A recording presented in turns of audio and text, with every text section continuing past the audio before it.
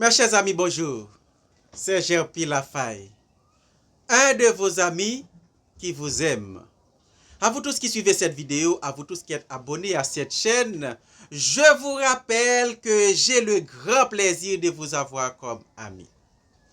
Bienvenue à la 62e vidéo où nous partageons ce sujet, nous et notre vie sur Terre.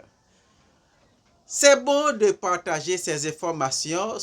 Ce sont des informations basées sur la vérité et toutes ces informations peuvent vous être très utiles pour prendre de bonnes décisions pour votre vie. Car les décisions qui sont prises en dehors de la vérité, ce sont des décisions qui sont mauvaises et qui auront des conséquences regrettables.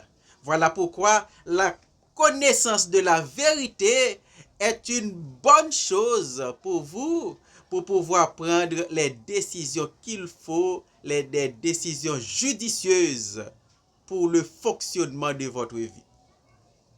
Dans la vidéo précédente, on avait vu que les hommes se détruisent par les mauvais choix qu'ils font, par les mauvais choix qu'ils se font pour leur vie.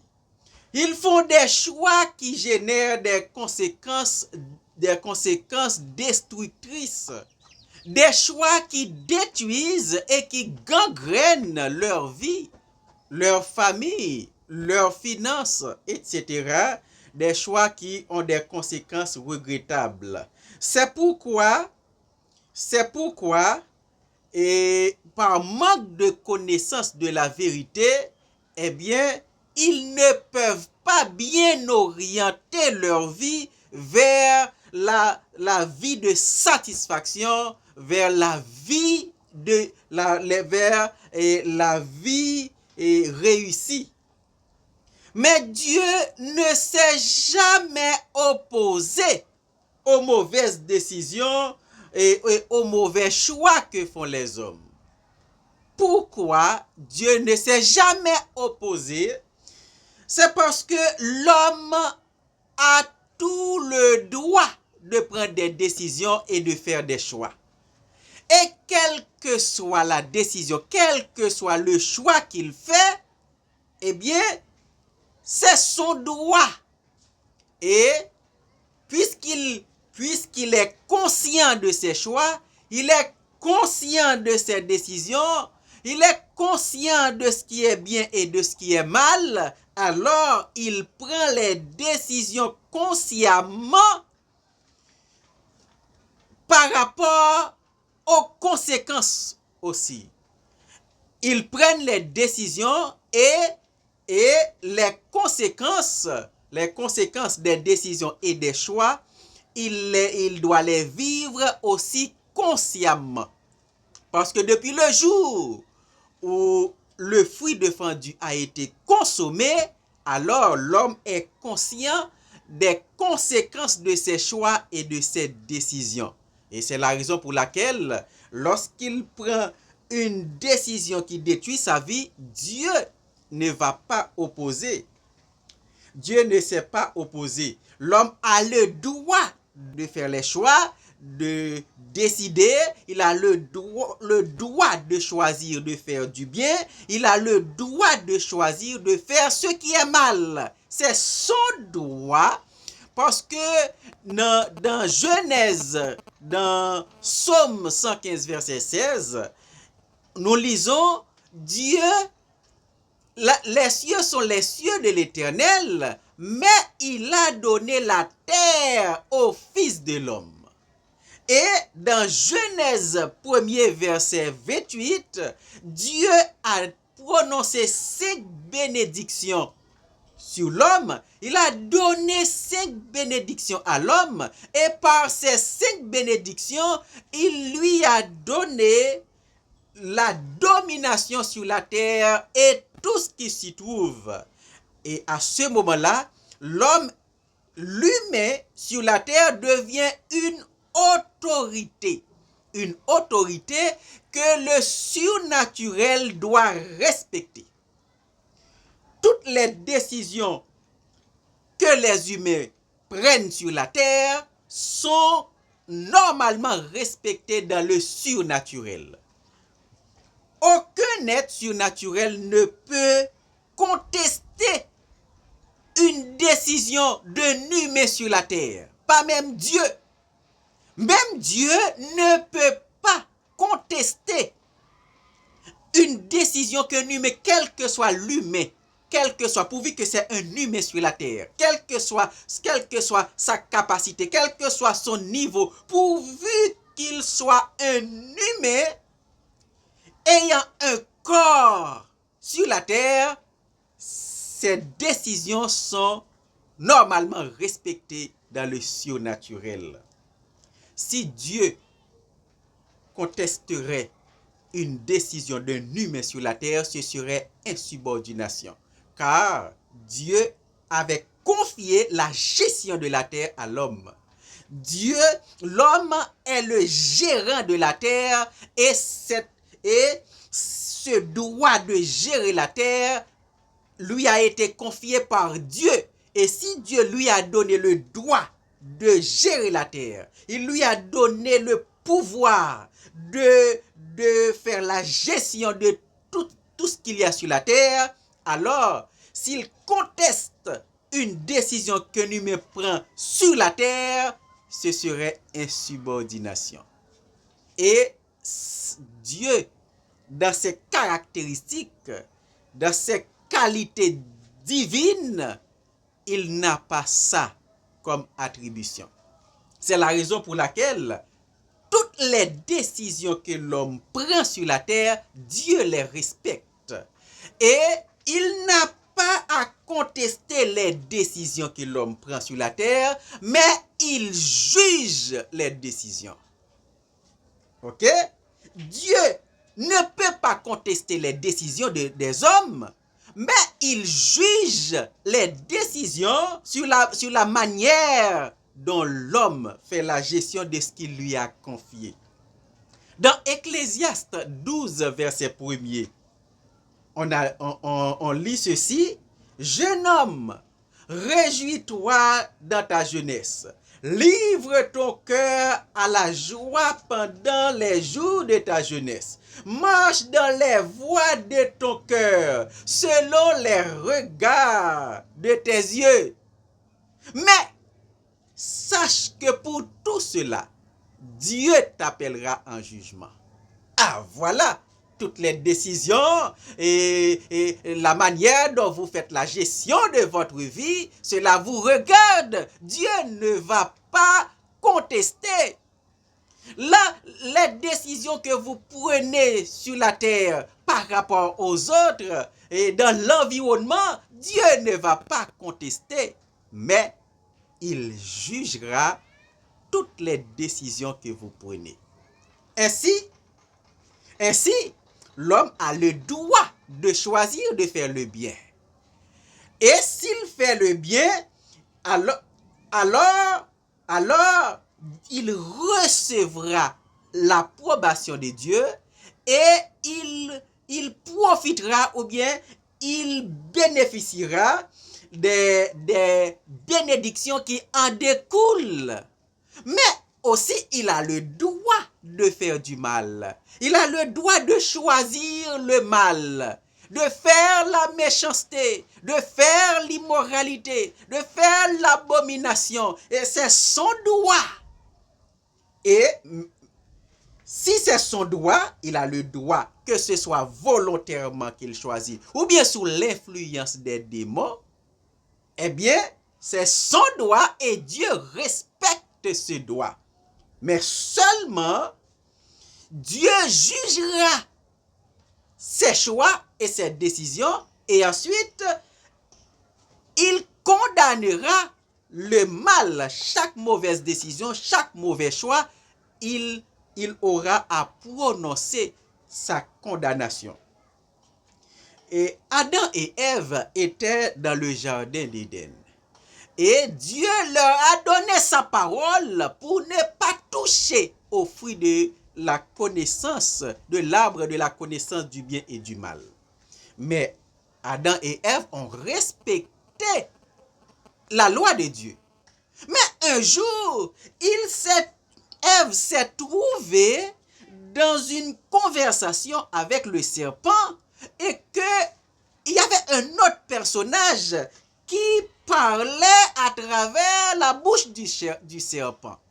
Et il a influencé Ève de manière à la porter à manger le fruit que Dieu lui a interdit de manger. Et elle en a donné à son mari Adam et son mari en mangea. Ils ont donc transgressé la parole que Dieu leur a donnée. Eh bien, Dieu ne les a pas empêchés de prendre la décision, comme si Dieu n'était pas là. Vous pensez que Dieu n'était pas là, mais Dieu est omniprésent. Dieu voyait la conversation. Il regardait leur attitude. Mais il les a laissés prendre leur propre décision. Et la décision qu'ils ont prise, c'est de désobéir à sa parole. Eh bien, il les a chassés du jardin et ils ont payé, ou bien ils paient les conséquences de leurs décisions. Donc, Dieu n'influence pas les décisions des hommes, mais il juge. Il les juge. Il juge les décisions. Si les décisions sont bonnes, alors il reçoit l'approbation, mais si les décisions sont mauvaises, il reçoit la condamnation. On peut noter que lorsque Dieu prononçait les sentences contre les mauvaises décisions de l'homme, de Adam et de Ève, il s'est prononcé, premièrement, il s'est prononcé contre le serpent, il s'est prononcé contre Ève, il s'est prononcé contre l'homme, il prononce des sentences, des punitions, mais il n'a pas accusé Satan.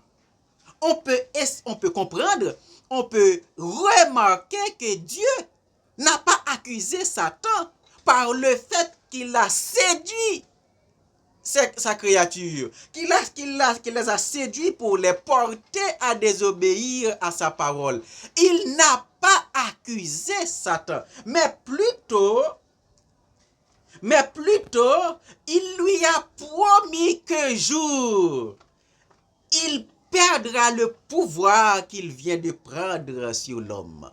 Dans Genèse 3, verset 15, voilà ce qu'il a prononcé par rapport à Satan. Je mettrai inimitié entre toi et la femme, entre ta postérité et sa postérité. Celle-ci t'écrasera la tête, tu lui blesseras le talon. Est-ce qu'il y a une accusation? Non, Dieu n'a pas accusé Satan, mais seulement les verbes qu'il prononce dans ce verset, ce sont des verbes au futur. C'est-à-dire qu'il fait une promesse. Il fait une promesse que Satan perdra le pouvoir qu'il vient de prendre sur l'homme en les portant à désobéir à sa parole. Et c'est cette promesse qui a été exécutée par Jésus lorsqu'il était mort sur la croix. Le grand piège dont l'homme est victime chaque jour de Satan et qu'il ne se rend même pas compte de ça, c'est que Satan pousse les humains à prendre de mauvaises décisions. Il les pousse à désobéir à la loi de Dieu. Il les pousse à faire de mauvais choix. Et ensuite, après avoir séduit pour les pousser à agir de manière contraire à la vérité, et ensuite, il est allé les accuser devant Dieu. C'est ça qui était arrivé en Éden. Ève a mangé le fruit défendu sous l'influence de Satan. Et le jugement est prononcé contre ok? Ève a mangé et ensuite elle en a donné à son mari et son mari en mangea. Et ensuite, ils ont transgressé la parole de Dieu. Mais lorsque Dieu prononce ses sentences, il prononce son jugement par rapport à la désobéissance. Mais il n'a pas accusé Satan. Il prononce ses sentences par le fait qu'ils ont désobéi à sa parole. Quelles que soient les influences, quelles que soient les circonstances, quelles que soient les conjonctures, la responsabilité de l'homme, c'est d'obéir à la parole de Dieu. C'est la raison pour laquelle accuser quelqu'un par le fait qu'on a pris une mauvaise décision, cela n'influencera pas le jugement de Dieu. Donc l'homme doit savoir tout simplement qu'il doit obéir à la parole de Dieu. Et lorsque Satan influence les décisions de l'homme, et il influence ses choix pour les porter à prendre des décisions mauvaises et de faire des choix mauvais, et ensuite, il est allé les accuser devant Dieu. Dans Apocalypse 12, le verset 10, nous lisons ceci. Et j'entends dans le ciel une voix forte qui disait, maintenant le salut est arrivé, et la puissance et le règne de notre Dieu, et l'autorité de son Christ. Car il a été précipité, l'accusateur de nos frères, celui qui les accusait devant Dieu jour et nuit. En parlant de Satan, qui sera chassé du ciel définitivement, eh bien, il y a cette précision qu'il accusait devant Dieu jour et nuit les humains.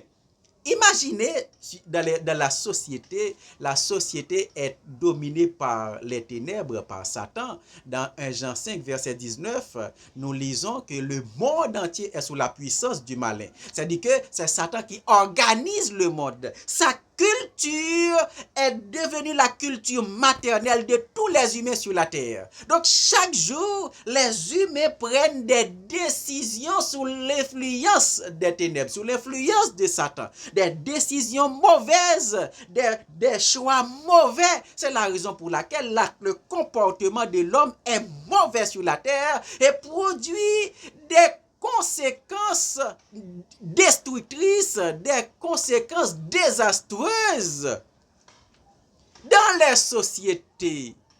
Mais le comportement de l'homme est très destructeur. La vie est devenue difficile et compliquée à cause des mauvais comportements. Mais tous ces mauvais comportements sont développés sous l'influence des ténèbres. Ce sont les ténèbres c'est Satan qui influence les comportements de l'homme, qui les pousse, les comportements des humains, qui les pousse à prendre de mauvaises décisions, à développer des comportements où les humains se détruisent les uns les autres, où les humains tuent les uns les autres, où les humains n'arrivent pas à coopérer pour bien organiser la vie sur la terre. Eh bien, toutes ces décisions sont prises sous l'influence des ténèbres. Donc, il pousse les humains à prendre de mauvaises décisions, à se détruire, à gangréner la vie sur la terre, et pourtant, il est devant Dieu à les accuser jour et nuit. Ça, c'est un grand piège dont l'homme ne se rend même pas compte. Donc, ainsi, un humain sur la terre est une autorité que le surnaturel est obligé de respecter. Seul un humain peut contester la décision d'un autre humain, mais aucun être surnaturel ne peut contester la décision d'un humain sur la terre. Parce que Dieu, leur a donné la domination sur la terre et tout ce qui s'y trouve. Les situations difficiles, la misère, la pauvreté, la souffrance qui affligent l'homme, ce ne sont que les conséquences de leurs mauvaises décisions. Ce sont que les conséquences de leur mauvais comportement, les décisions du manque de coopération pour pouvoir bien organiser le fonctionnement de la vie sur terre. L'homme n'arrive pas à s'entendre, à se coopérer entre eux pour organiser la vie de manière à la rendre paradisiaque. Mais il est possible que si l'homme s'organiserait et sur le fonctionnement de la vie aurait pu être paradisiaque, mais sous l'influence des ténèbres, il ne peut pas avoir cette coopération parce que les ténèbres, son objectif, l'objectif de Satan, c'est de détruire l'homme, c'est de les empêcher à vivre la vie satisfaisante que Dieu leur a donnée, c'est les empêcher de vivre selon la parole de Dieu pour pouvoir les éloigner de Dieu, pour pouvoir les garder loin de Dieu, afin de les amener dans sa condamnation. C'est ainsi que l'homme a le droit de prendre des décisions, soit en bien, soit en mal. Seulement lui, il paie les conséquences. Il en paie les conséquences et Dieu juge les décisions et les choix qu'ils font. Si vous faites le mal, si vous choisissez de faire le mal sur la terre, Dieu jugera toutes les décisions de faire du mal, tous les choix de faire ce qui est mal. Et si vous choisissez de faire le bien, Dieu jugera toutes les décisions de faire du bien et il vous récompensera davantage. Alors, personne ne va contester vos décisions. Personne ne va contester vos choix.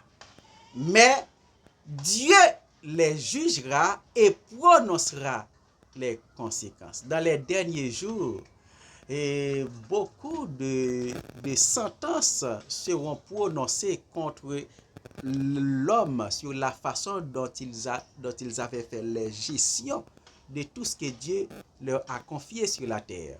Et ces jugements seront vraiment regrettables parce qu'il y aura des sentences éternelles et des condamnations éternelles. Je souhaite que vous preniez de bonnes décisions pour votre vie pour que ces sentences ne vous condamneront pas. Dans la prochaine vidéo, on expliquera davantage. Éternel Dieu des cieux, je te remercie de nous avoir permis de partager ta parole. Merci pour tous les amis que tu m'as donnés sur ce réseau social et qui écoutent ces paroles.